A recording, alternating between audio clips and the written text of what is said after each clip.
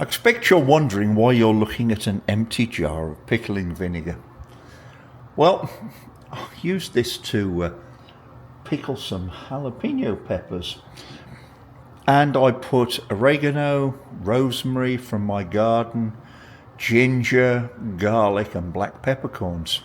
So not only is the vinegar infused with some flavour and warmth actually from the jalapenos that we pickled this in, but it's really infused with these aromatics.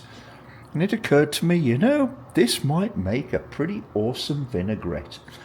So this evening we're going to find out. Stick around. Let's heat this up. Well, it seems to be emulsifying pretty well, but we'll be adding some little bit of Dijon mustard in a minute. So here's our dressing with a little bit of Dijon whipped in. It's perfect.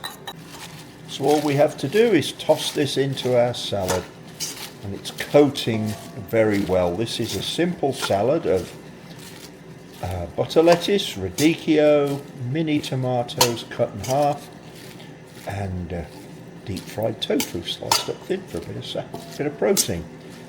By the way, I did have a taste of the vinegar and the dressing.